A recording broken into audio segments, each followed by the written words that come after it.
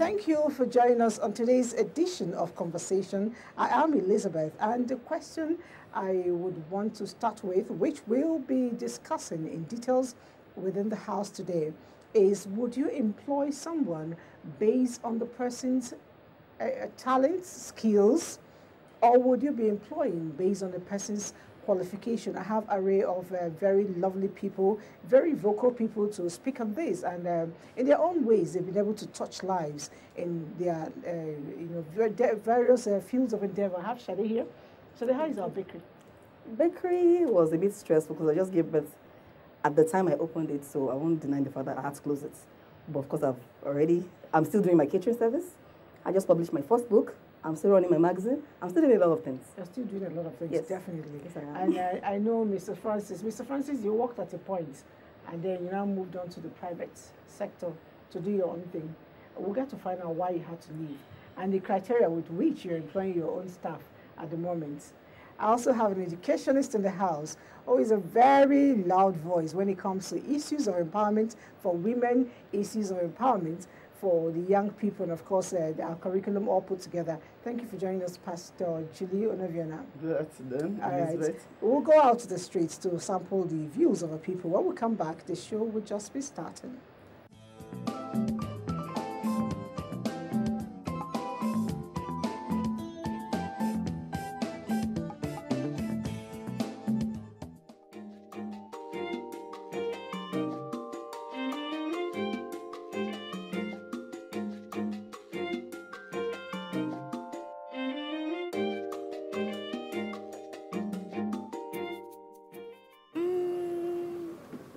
I wouldn't give a definite answer for that because certificate is quite important than knowledge and as well as knowledge and skill. Certificate is the beginning of your understanding, as in you have to go to school to know what you're doing. You have to live up to the expectation. I'm not talking of people that buy certificate and keep. I'm talking of proper people that go to school go through the educational process of life and achieving what they've gotten. With that, then you can enter into the favor market, we call it, and be able to acquire the knowledge and skill.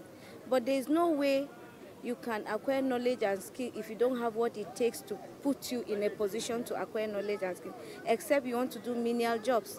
Or if you have to be in the front line offices, like being relevant to the society, you need the certificate and you need to acquire the knowledge and skill. So for me, I think both are important. Actually, the precedents that our colonial masters laid for us is what we are still following up to now. And that is why Nigeria is backward. We are trained not to become producers, but consumers. And the earlier, the better, that we change this method. The system of just having certificates without being able to produce anything, the certificates are not useful. Then it's unfortunate. Then I think by now we should stop laying emphasis on certificates. Rather, what you can produce, what you can achieve, the skills that we learn and we can produce. The earlier, the better Nigeria diverts our economy from just certification to production. Well, your question is multidimensional because without the certificates, you would not know what knowledge a particular person possesses. And on the other hand, again, even with the certificate, with level of education in our country, also just having the certificate alone doesn't determine one's capability. So I would say it should be both ways. Emphasis should not be placed on certificates, but on the person's capabilities, which can be enhanced through on-the-job training, which on the other hand will lead to productivity and in the long term will lead to economic growth and development. It all boils down to government policies. You know, we should, more emphasis should be placed on the government and on our environment, whether we should not put much emphasis on certificate, because if we realize most people have the skills and have the capability, but because of one reason or the other, due to no fault of theirs, we're not able to go to school. So I think all of us as individuals and as parents and as civil society leaders, and even as government, should have a policy which at least give a leverage to those who don't have certificates, which on the other hand will not marginalize people who don't have certificates, and on the other hand will make them unemployed while they have the capability.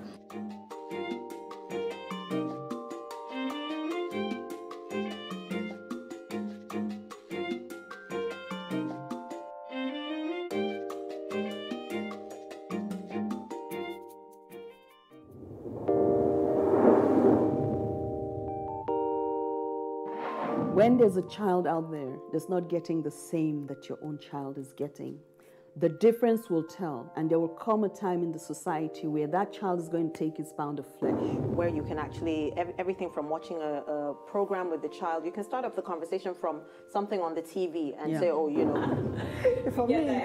For me, it's like, hurry up with this business. And the other one said, Auntie, it's not about me, it's about the guys. They're not ready to marry. Yes. If she wants to ask something, no, I know my mother very well. In fact, the most interesting one is when I put up pictures on WhatsApp, you know, Snapchat filters and all that, she will call me, remove that picture. There was a day, I got tired of all that and I said,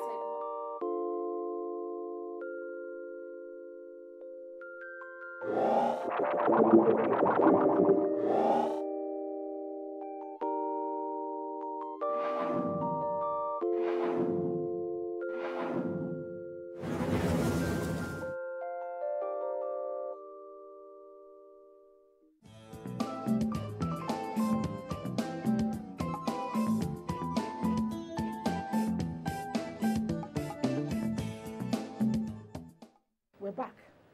Now, Shade, you run your own thing. That's your magazine, right? Yes. Okay, and you've been doing that for a while, and your book as well. Yes. Wonderful children there. Thank you. And I know you employ people. When you are employing, what's your first criteria? Well, my business was a bit small. I'm a caterer. So most time when I'm employing, I need a chef, obviously, and waiters. As for waiters, I've had my chef for like 10 years now.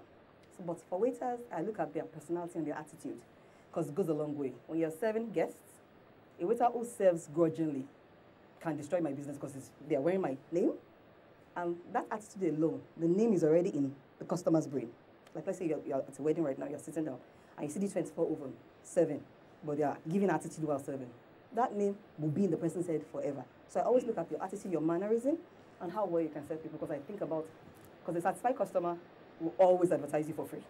So I don't joke with my employing people, because I employ waiters as it's not, depending on the party. Sometimes you do a 50 guest party, sometimes 700 guest party. So they are usually daily, they're people that you pay daily. So I look at you, I interview them 2 days before the party.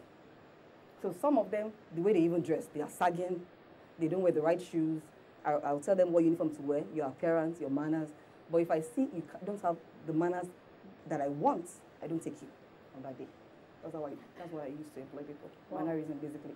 That's interesting. Now, Mr. Francis, do you think, or do you advocate for the employment to happen based on certificate? Like most government working environments, I notice, they always ask you, do you have BSc in this? Do you have OND in this? Do you have HND in this and all that? As compared to, looking at skills. Well, the days of looking at the certificates are gone, because the number of graduates that are leaving university these days are enormous, and some of them can actually not speak well. Definitely, it's still happening. And they look at the book, the papers, the certificates after the interviews have taken place. What people look out for interviews are not the certificates. They don't look at the certificates. They don't look at what you have and the experience you have, because you can't show that when you come.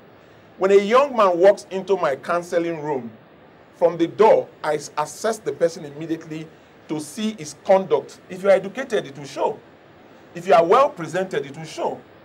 The basic things you look at in an individual when it walks around you is what actually comes into the totality of what you want to use to assess that individual. Nobody writes the qualification on their head or how much you have in your pocket, but people assess you based on the way you present yourself. So that starts the interview process. Then the next thing I do is I want to hear them talk. Just ask them a few questions that will make them speak, so let me actually know how they speak, whether they speak well. And after looking at how they speak, I now start looking at the attitude, the disposition to what they think about life. And I ask them simple questions like, tell me about yourself. The certificate is the last point. Because in any way, the university certificates that we have these days a lot of them are not tailored to what you actually do out there. People will still come outside and learn the ropes from what they do in the office. So what you're actually looking at for is somebody that is teachable, somebody that has a listening ear, somebody that has a disposition to present himself well and speaks well. That's the first thing you need to look out for in interviews. Should we really be looking at people who are teachable, so to speak? You know, because I think that if you're able to go through the tutelage of the basic school, primary or elementary, whatever you call it, college, high school, you know, university, you come out. If we do it the way it should be, we should be able to learn certain things. You're an educationist, I know. Well, Liz, I feel for a young graduate, the basic things should be there before going for an interview.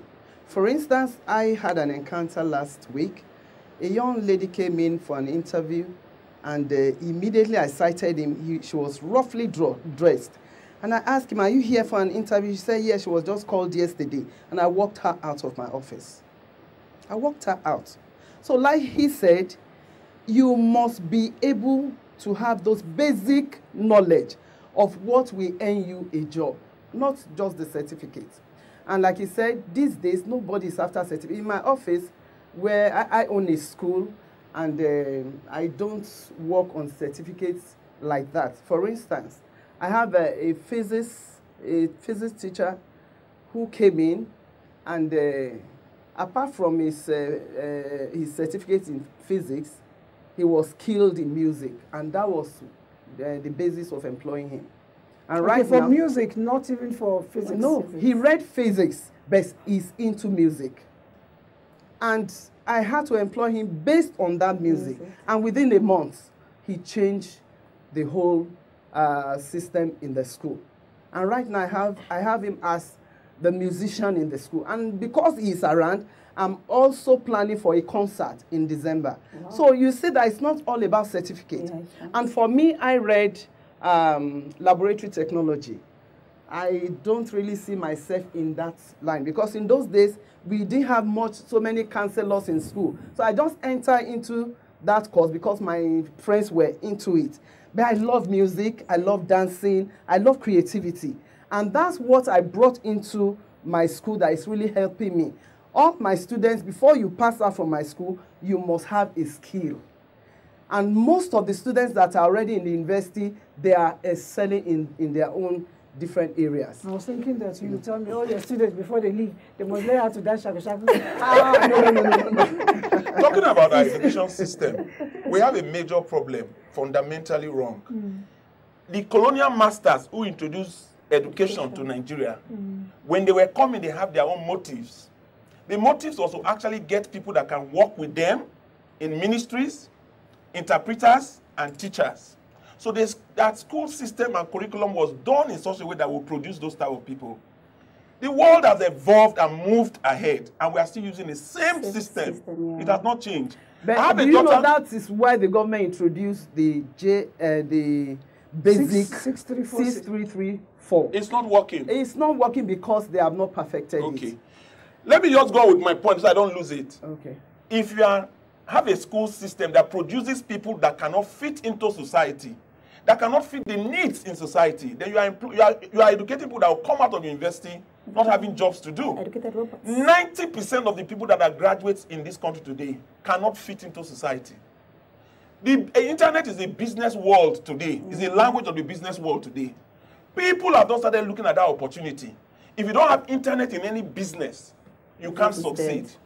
Now, if you go to China, for instance, everybody is being exposed to using the internet and using computer awareness and all that. We're not doing it in an educational system.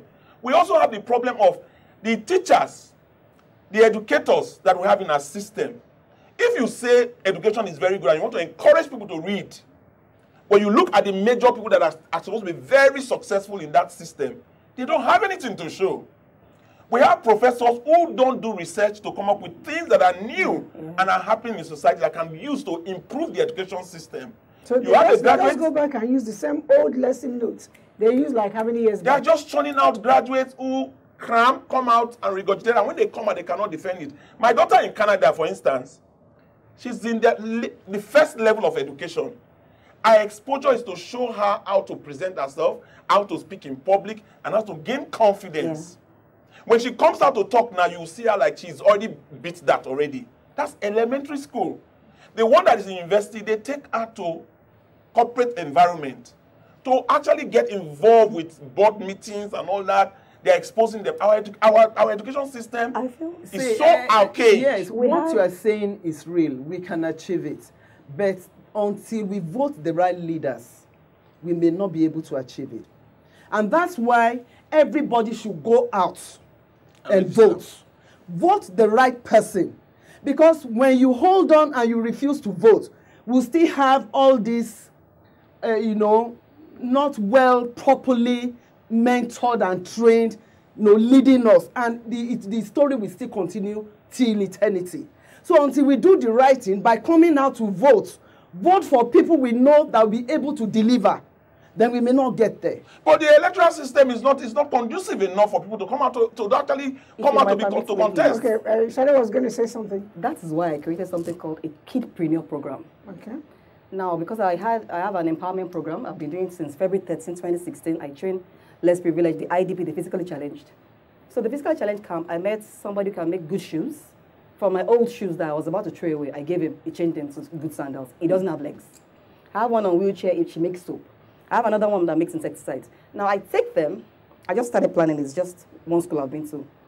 I take them to train children. I call it a kidpreneurship training program because they have performing arts. My daughter is in performing arts. One is in ballet. All those different things. I see that they can't really use it that much after. So now I can have classes with like somebody that was trained how to make shoes, another will train how to make soap, but I want them involved with physically challenged people. Because my daughter met a physically challenged person one day. She was like, "What's your name?" The boy is deaf. "What's your name?" The boy couldn't talk. So the younger brother was telling her that he can't talk. I was like, "How come? You are 9 years old." My point is, we don't teach children. Our kids don't know about physically challenged people. They don't know about all these things. I remember even when I was growing up, whenever I see somebody on wheelchair, I assume the person is a beggar for so long. But now I can see a lot of them are even more hardworking than the normal ones that I've trained in the past. Most of them, they maintain their business. Since February 13, 2016, some have gone back to begging, some are not saying, but all the physical challenge ones I have right now, they've maintained their business. So that's why I thought they live hand to mouth. So most time when they make money, they finish their money. So I have been trying to involve some of my friends to come and invest in them, like the soap makers now. Okay, you also get this physically challenged to actually go to school. Yes. To provide skills. Yes. That way I pay them. Okay. So I want to be taking them now to primary schools on Fridays. This way, kids are exposed to vocational jobs. They are exposed to skills. Like I am a caterer. I studied chemistry in University of Ibadan. I didn't work with chemistry. I'm working with my catering service now. And I was everybody studied one thing. It's just chemistry. Yeah, it's just chemistry. I read business admin. Okay. But the truth about it is I'm a caterer today. There's a lot of influence in education that is wrong. For instance, there are a lot of parents who see the quality of their children. The children's desire is not what they read. They are inflated. Yes. You ask most of the graduates that are coming out for interviews today, you hear them tell you their stories. I enjoy doing this, but my father says I should read this. Yes. Some of them is peer pressure because people are doing this, they want to do it. So you have half of the graduates that you have read what they are not interested in. Then they get into the university, they get trained in a particular way that does not fit into what they can actually express themselves with. So we lost a lot of creativity in the style of education and the type of mentoring that we have with our parents. That's why I'm introducing and that's it early. Why we always... Yes. That's why I'm introducing it early, and I pray I take it to more schools. Hopefully, maybe I can take it to our schools as well. Well, we have it in my school already, and most private schools are already into it. But not with physically challenged. I like the fact that I'm bringing physically challenged. That way they appreciate them more. We have physically challenged because yes, we mix them up together now. No, not the children now. The physically challenged people. IDPs. The IDPs. Yes. Bringing them to train. That way we are giving them jobs. We don't need to be feeding them, waiting. We don't need to be sending money to them like they are beggars. They are human beings. It's time for us to empower them. By time, if I'm able to take them to school regularly, we're able to pay them. Stable government. Government is supposed to have a package for that. Physically challenged people. Yes. Anyway, Nigeria needs to look at our graduates again, the school system. 70% of the graduates are not employable, and they cannot transit into owning their own personal business. Well, I want you to know that for the youth we have now, many of them are not even relying on government again. They are all going into their personal businesses. Let me We make 90% of the youth. Yes. But the challenge they are having now is funds. There's no problem about that. There is problem because they can't access funds. That's what I do. You don't need 1 naira to do most of the businesses that we have in Nigeria. You need at least to have something. I can show you. That is what I do. Even if it's 10, don't worry. We know after this what meeting. What I do. Listen to me now. No, you have to listen to me. No. Yes, give a woman a voice for God's sake. Go ahead. Yes. We just have to change this attitude. Is it about a man? You understand? I know you're going to oppress me. I'm not oppressing you. What I'm saying is that majority of these people need just a little amount of money to start no matter what, you need 10,000. I have a foundation for women, and I discovered that most of these women, they just need 2,000, 3,000 to start little businesses, and we have been doing it, and it has helped them. So most of these youth were saying they will need like 10,000 when somebody wants to start a fashion business now. He needs money to buy a sewing machine. Yes. Madam. Yes. Okay, let's see how you continue. I teach basic wealth education. Okay. So many businesses, you can start most businesses without 1 naira in your pocket. Let me tell you, that is the problem that we are having in Nigeria with the graduates looking for jobs today. It depends on the business. Let me tell you, I can give you 1,000 ways of starting businesses without 1 naira. And I will start with one to counter what you have just said now. Okay. The unemployment problem we have in Nigeria, one of the biggest solutions of it is to use the same employment to solve the problem. Okay. Do you know you can employ somebody and you make 1 million naira without doing anything? I can give you 1,000 examples. No, just give me one example. For example, okay, to employ a house girl, for instance, is 10,000 naira. Do you need to? You don't need it. That is slavery. Oh no. That is slavery. You don't need a house girl. Let me land. Okay. Unemployment is a big problem. I'm telling you that you can use that unemployment to create employment Give and me make one money. example. You interrupt me and you make me lose my line of thought. Okay, I'm sorry. No, we are trying to show you eradicate slavery. House help is a way of slavery. No. We should eradicate it. Don't call it slavery. Don't call it house help. Will you allow your child to be a house help for anybody? Madam. No. Will you allow your child to do house help? Let me leave house girl. Let me use another example. Okay. If I put and after this meeting, I'm coming to your house to find out how much you pay his house help. If you have a house help. And if the house help is going to school. Madam, you are very hard. Just tell you, I'm just being blunt. Let me learn. Okay. You made a point. All right. There are some who need money to start business. They need at least capital of 10,000. And this, I'm telling you that it's not true.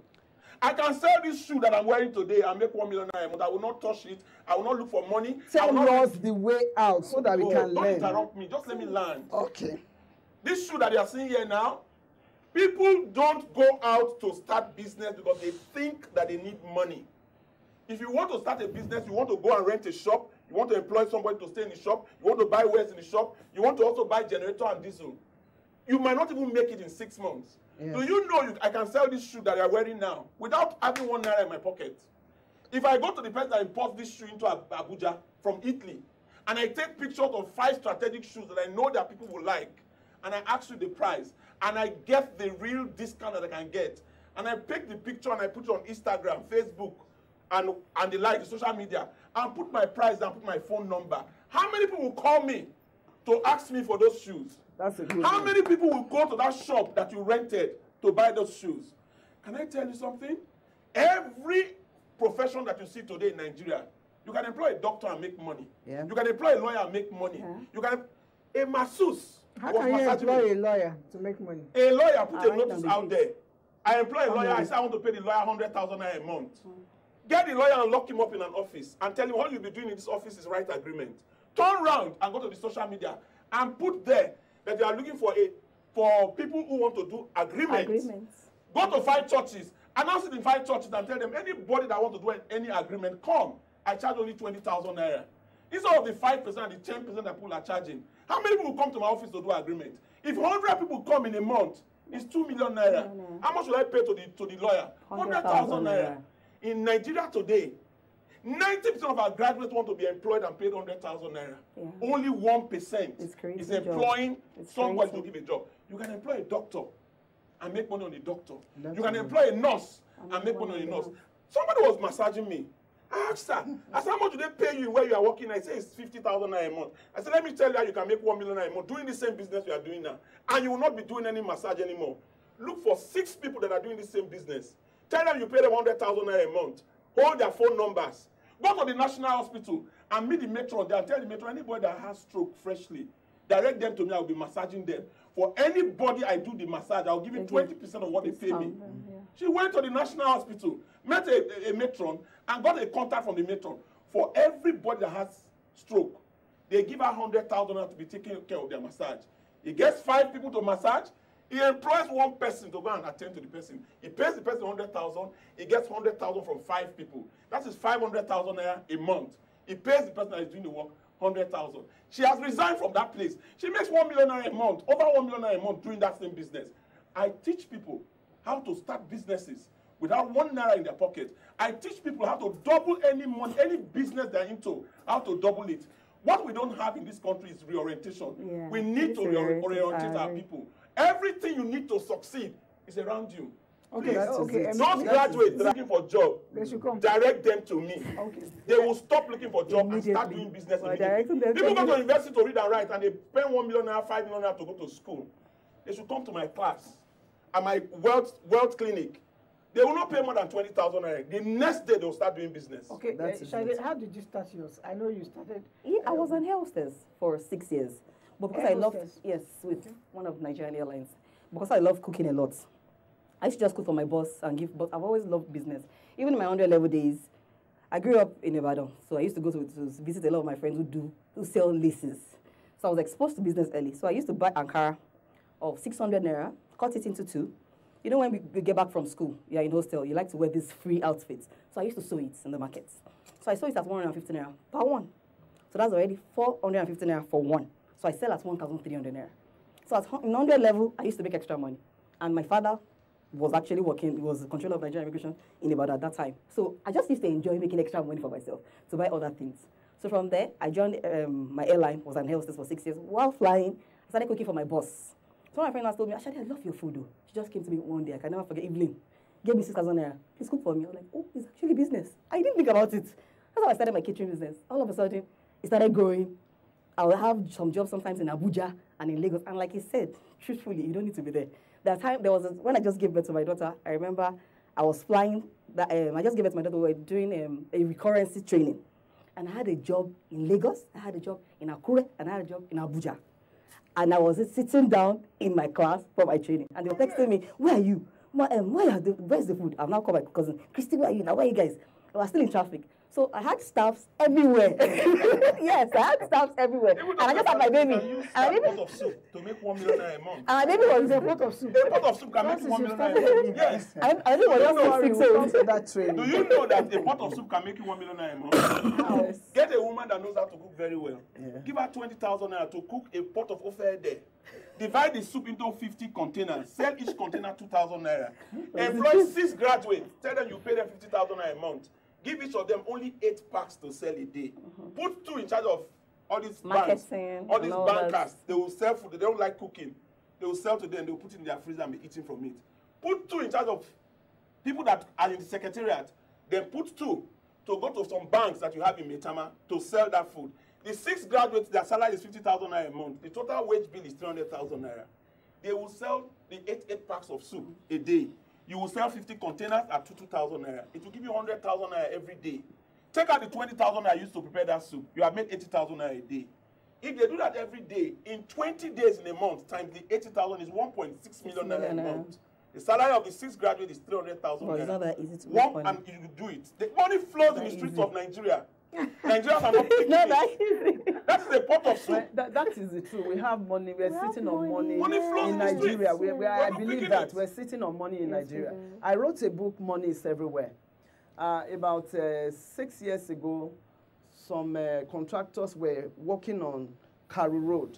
And while the man got to the front of my school, I chatted the Indian man up. And the man said, Nigeria, you have money. See all these stones. I see it's it, money, the stones, money. In my country, we don't have all this. But you don't know the value of what you have. And I sat down to really think of what he said. And that was why I wrote the book, Money is Everywhere. Oh. And I've come to realize that money is everywhere in Nigeria. Correct. I make a lot of money. I'm into a lot of businesses. I'm into making dresses. I run a school. I have a cooperative. I do daily savings. I employed marketers that goes to the market. Superwoman. Okay, I am. At all. All right. Now, the thing is, money is everywhere, but it takes us discovering it. And I always believe that if you have a little bit of education, you know, at those that period when people like us went to school, we operated on standard 6. I'm sure you were not born then. Maybe I wasn't. I'm quite young. With your standard 6, you could do a lot of things Nigerian graduates today. Now, people walk into offices as IT students, you know, core members, and you know, simple, correct tenses, it's missing. And I'm wondering, how did they scale through primary school? How did they scale through, you know, secondary school? It's amazing. They even got to the university, and somebody went and studied mass communication, English language, and then he walks into your office, and I'm asking the person, were you there, the blah, blah, blah, when something happened? He said, no, ma, I weren't there.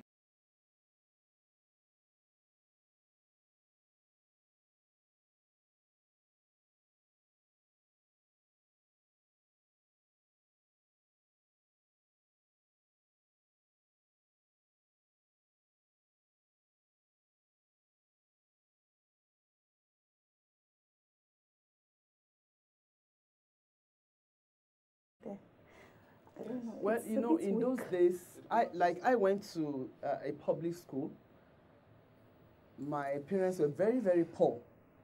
And in those days, there was no school for the poor or the rich. We all went to the same school. Yeah. And I remember you must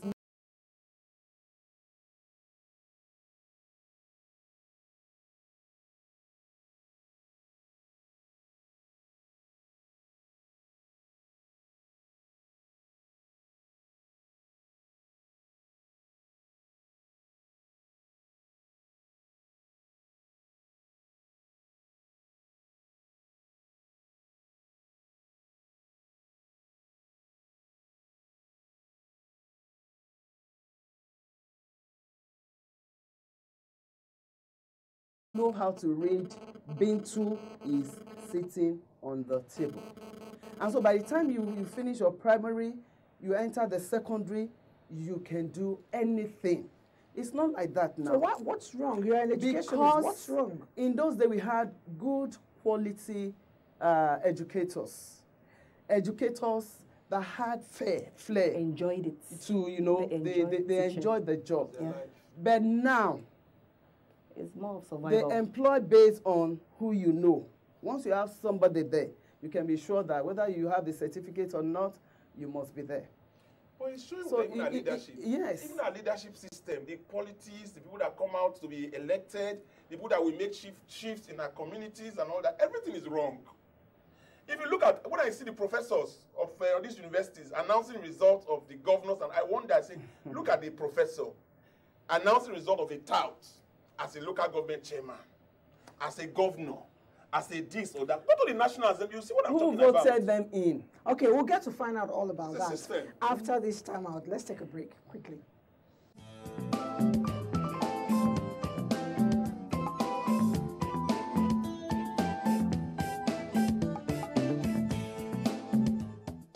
Don't think in gender boxes at all. I just get on with it. A man that would dare to ask the wife, who do you think you are?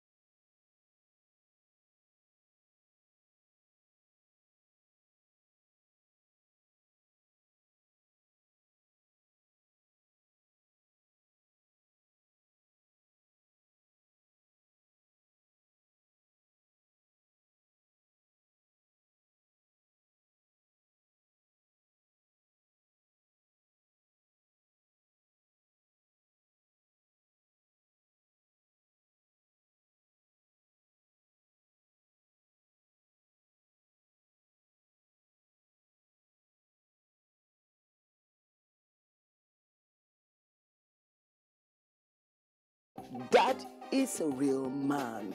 In fact, our husbands are our firstborns. The husband needs more attention than even the children. It's not only about work, it's not only about family. They need to take the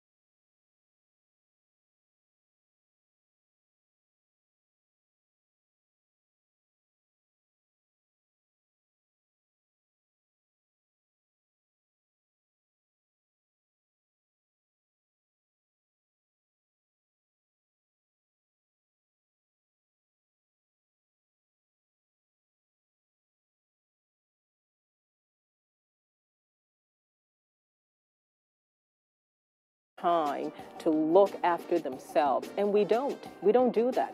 They took my money, I paid every fees. I never asked to be hoisted as a governor. I wanted to be allowed to go out there and contest for the position of governorship candidate first. There's nothing greater than looking back and seeing that while you were aspiring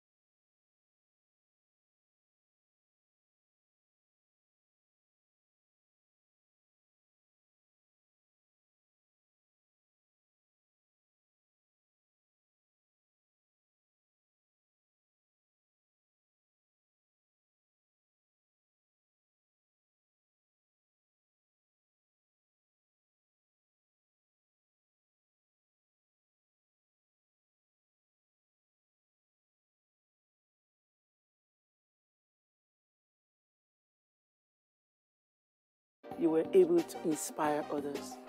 Empower to women. Yes, we need to have more women, more multitaskers around Nigeria to get Nigeria working. Definitely.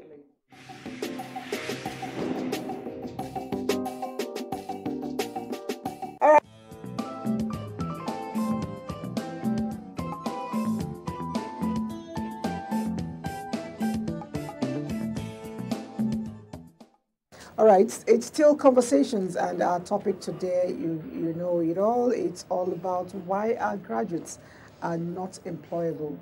Why is there still space of unemployment, all over the country? Meanwhile, some people are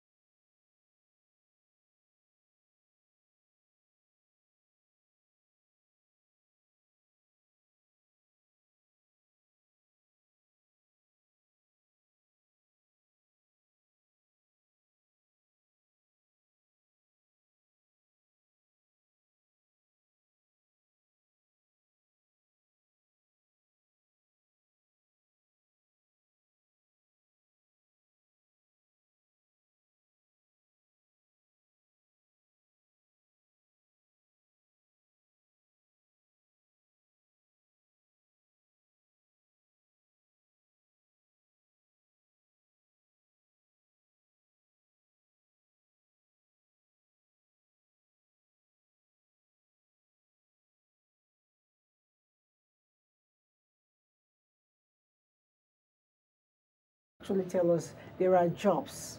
I was talking to somebody who says in Nigeria we have a lot of jobs. It's just that we don't have people qualified to fit into the positions. What's your take on that? Shall you don't seem to agree with that? I don't agree at all. Why right now, for banks, for example, I remember as of 1997, when I was in secondary school, we have to queue to go to the bank. Sometimes when you need money on Saturday, you have to wait till Monday.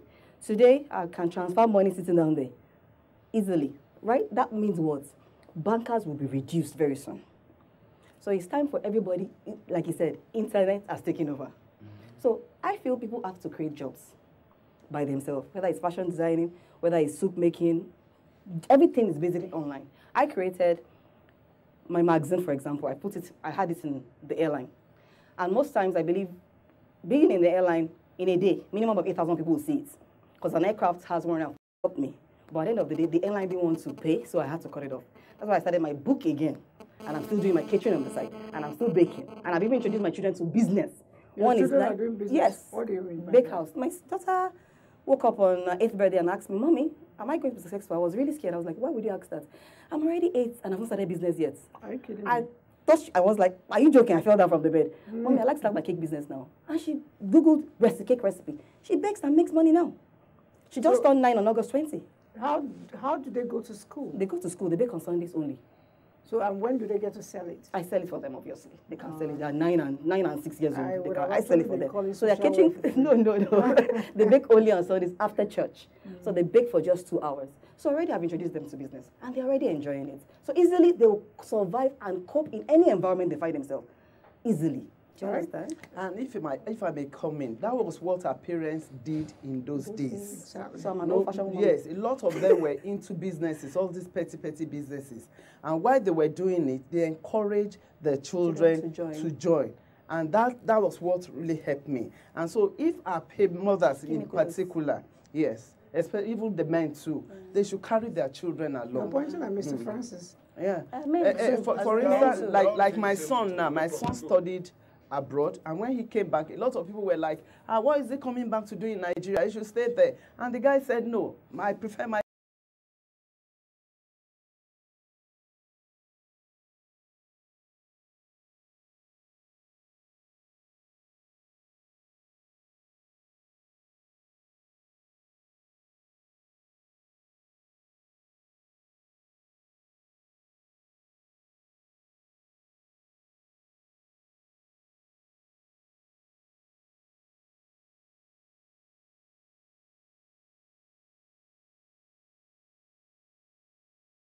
country. And so right here, when he came back, he went and learned how to do fish farming. He's doing fish farming already. I've harvested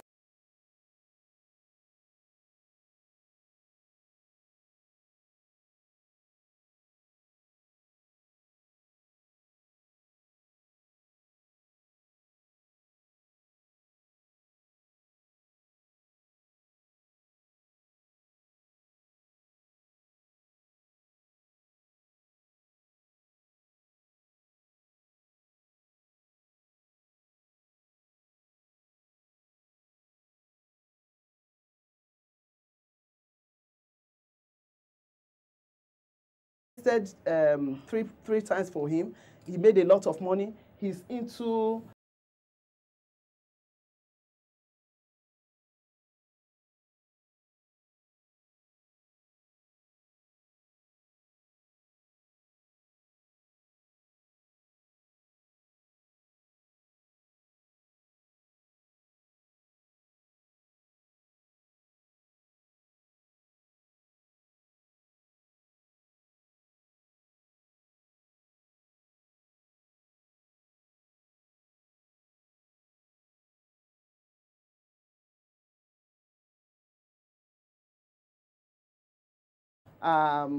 organizing programs. He works in the cooperative and is so contented with the job. And he tells me, Mommy, when I wanted to employ him, and I told him, this is your pay, he said, no, I didn't study to earn 50,000 naira. If you are waiting for me to collect 50,000 naira salary, I'm sorry. I have this to do. And he's doing a lot of things. He's making a lot of money. Because the business idea, yes, it's already created in his mind. So everybody should go out and be creative. Yes. You know, but think what I of always what you say can is, do. if everybody goes out, be creative, create Work. jobs, who is going to do that job for you? No, So which is still why somebody will do it. Somebody will still. So which is your, still your why money will I do want, it for I you. want to It's believe just for that you to pay Not for it. everybody will. Not everybody, even No, if everybody is everybody's an going out entrepreneur. today, not everybody is an entrepreneur. No. But there is something fundamental that I want to bring to this discussion. Our education system Needs to be adjusted. has to be adjusted. Yeah. Then all these empowerment agencies that government is turning out and all that, they should reorganize it. What we need in Nigeria is reorientation of our people. Yeah. Graduates need to go back to a school where they will be reorientated, when their mindsets will be retweaked to look at what they need to do to make them successful. Now, for parents, please don't hold your children back at home.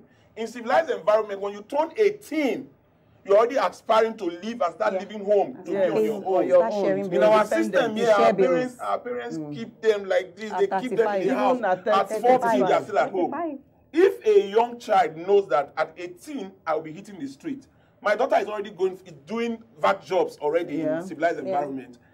If we must change our system, we need to look at that disposition that parents do. Parents will let the children go. Yes. And the second one I want to talk about is schools need to create reorientation for every graduate.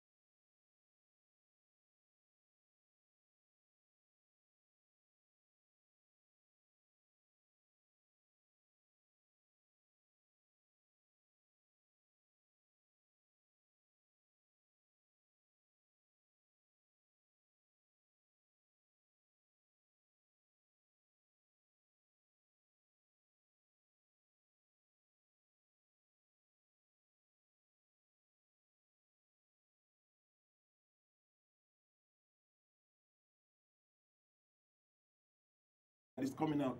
The NYC used to have that opportunity, but now the NYC, I don't know, just go there and waste time, waste the 1 year. We need to orientate our people to reduce the number of people that are looking for jobs. The focus for every graduate is to look for a job that will pay him 100,000, 20,000 to 30,000 naira. When they can start any business that they want to start and make over 1 million naira a month. I have a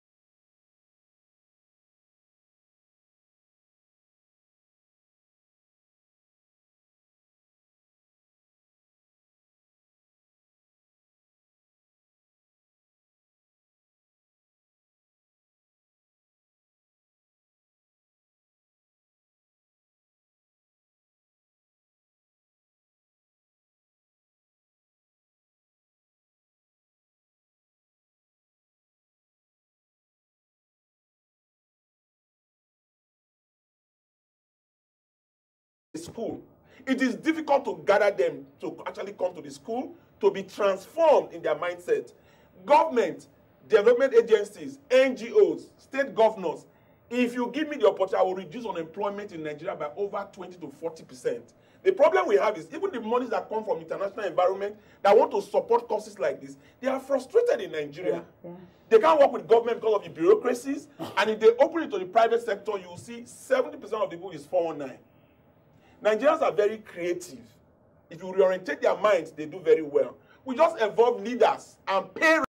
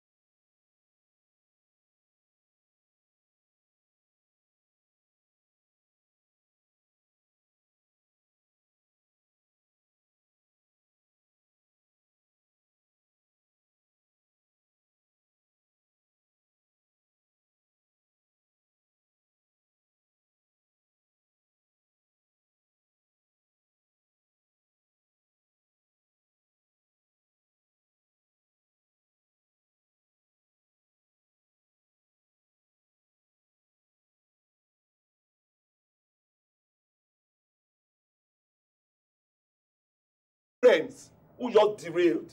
Parents change their millionaire to 2 millionaire, come to my World Clinic. 1 day and 30 days of mentorship. You will start doing business the next day. And begin to get a lot of young people come, their parents are sending them to come and learn how they can start business and how they can double any type of business they are into. Money flows in the streets of Nigeria. Government should know this. It is not what we are doing, and the education system needs to be tweaked. If you don't tweak the education system, you have artisans employing graduates very soon to work for them. It's happening already. It's already happening. And our graduates are beginning to do the menial jobs all over. Yeah.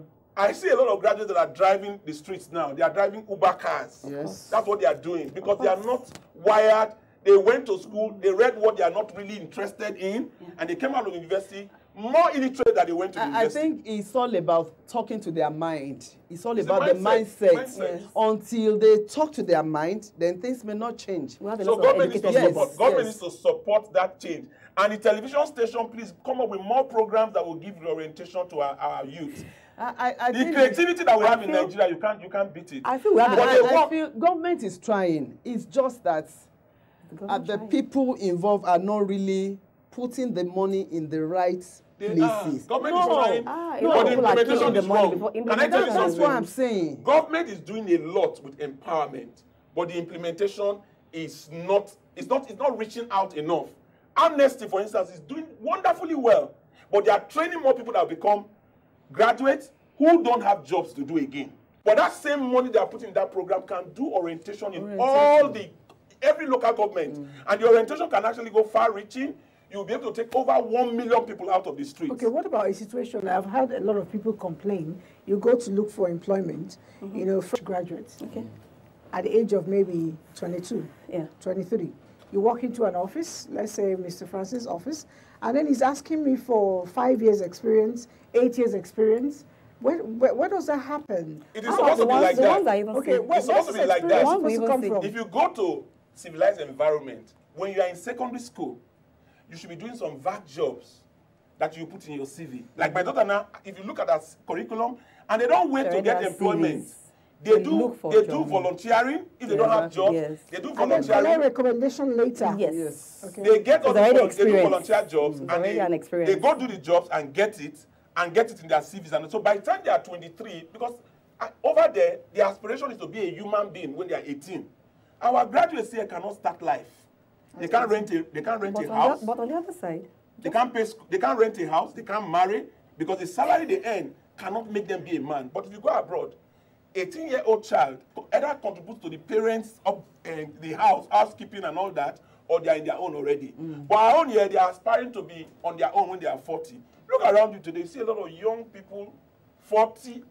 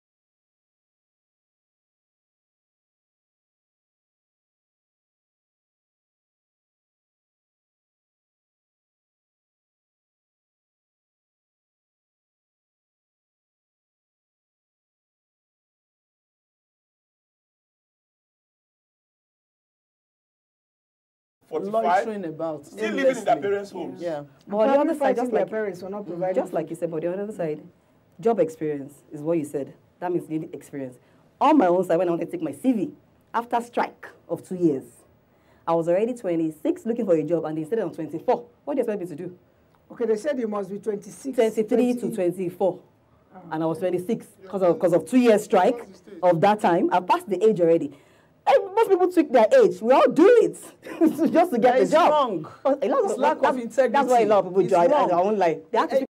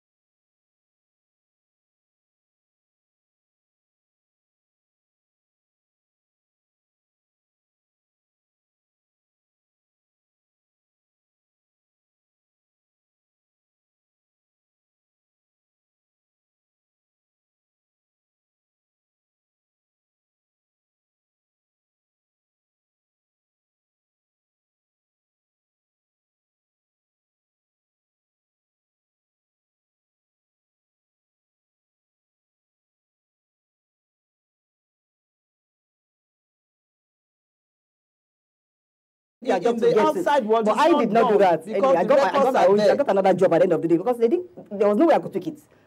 That means I wasn't born when I was in primary school, so I couldn't adjust my CV. So I lost the job, but I had all the qualification. But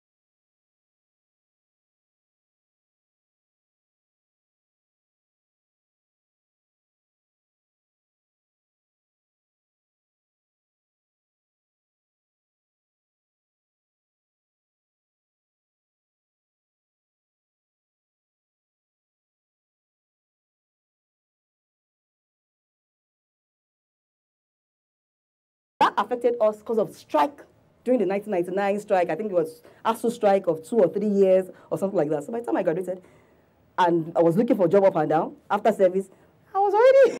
You discover that the WAEC bodies, what they do is maybe some of their staff, they sell the question papers to them.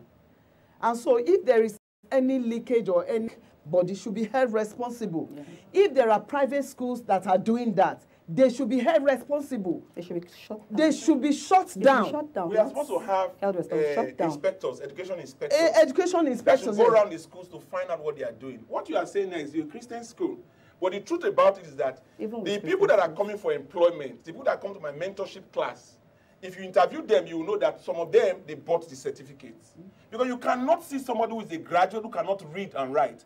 Get the coppers that come around, you tell them to do a letter. You have to do the letter from beginning to end. 10 times. How can you say this person is a graduate and you write a certificate for the person? We should be arresting some of these professors. And some of the parents are not even helping. Sorry, please. Let me say something. A parent came to me some time ago. The child was in another school, and she wanted me to register the child in my school, and I told her we don't do that. He said, in that former school, they even help them to write. I said, in my school, I'm a pastor by the special grace of God. I will not do that, and I didn't do it. The child was in SS2. Surprisingly, by the end of that September, I heard that the child was in university, which means she succeeded in taking the child to a success center to write the WAEC, and the child passed and entered university. And right now, the child is still just roaming about. And that's why they go to the university. When they go to the university, they can't meet up. You see them being withdrawn and changing universities several times. You see, some parents pay for their children to get the certificate because they believe that it is the certificate that matters. Because when they get the certificate, they can go to the ministry, any of the ministries where they have political friends to give them position. That's why the certificate now is questionable. If you see someone a graduate that comes out of university, you look at the certificate, it's questionable. That's why people don't employ using the certificates anymore. Again, no. We have a major problem. We have a lot of private schools who want to manage their school and advertise for people to come to their school by telling them everybody makes first class in this school. Everybody made A1. It's not possible. It's not possible. It's not possible for everybody. Some schools, everybody makes A1. Makes distinction. No. The number of first class degrees and second class degree uppers is on the increase, but you can't show it in what people are doing. Definitely. Which is why I still think maybe employers of labor, not just in the private sector, should actually de-emphasize certificates, because it's this emphasis on certificate that makes people go about committing all this crime. That's my take. If you see somebody, I'd rather carry my car to a mechanic who I will discuss with in either native language or pidgin English, than to carry my car to a place where they will give me air conditioner to sit down, and they use grammar to confuse me. At the end of the day, they burn my engine because the person went and studied mechanical engineering and did not do the practical part of it. He didn't do the practical part of it. You know what I would advise? In fact, we have too many universities. We should convert some of the universities into vocational centers. Because we are getting to a stage where vocational graduates will do better than the graduates that we're having now. Yes. So if we can get vocational centers more,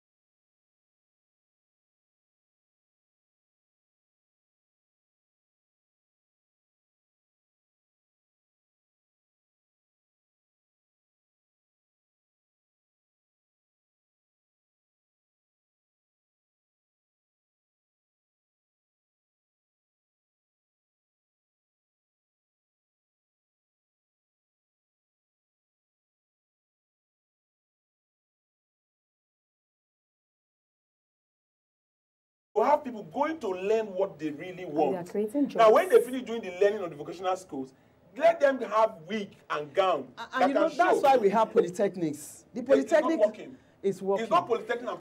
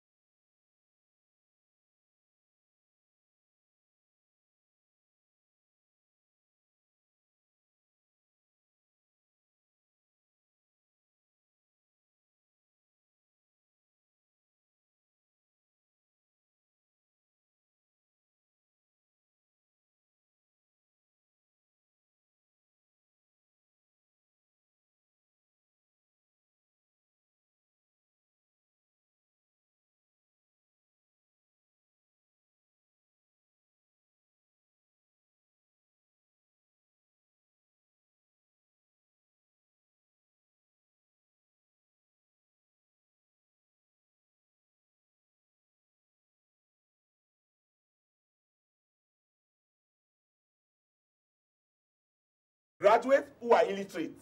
So instead of having too many illiterates, get vocational centers that people will learn trades and give them certificates. Let them wear the wedding gown and the distance so they will know that they are coming out. It's not called wedding gown, Mr. Francis. So not wedding gown, sorry. That convocation gown, they should wear it and let them have certificates.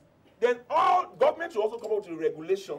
If you are an artisan, you must have a registered number with your local government so that if you do a job that is not good, you can be sanctioned. Yes. If you have that certificate, you can show someone the certificate that I have a certificate. So when you are employing a plumber, for instance, you will not employ somebody that is not a plumber but says he's a plumber. If we do it well and there's dignity of labor in all those vocational programs, more people will leave the streets and go and do those vocational programs. And when they come out, they will become entrepreneurs that will employ the graduates who read history, philosophy, linguistics, because all those things are not applicable anymore. All right, thank you so much. My director is on my neck to round up this program. And I must say thank you so much, Sade Francis and Pastor Chilionoviana. Your voice has been, well heard. And I want to believe that from all we have said here, that we have been able to touch one or two persons, learn to de-emphasize certificate, because that's actually the root cause of our problem. Employ people with skills, be it in the government, be it in the private sector, whatever you find yourself, very importantly, ensure that you take your business or your career, your profession to the next level by seeking to work with people who understand what you're doing, not those who have a little paper to show for it. It's conversation where we trash it all the way we like it, and I know the way you appreciate it. Our social media handle is right there on your screen. You can always reach us to ask one or two questions or even make your contributions. It's always our pleasure to interact with you.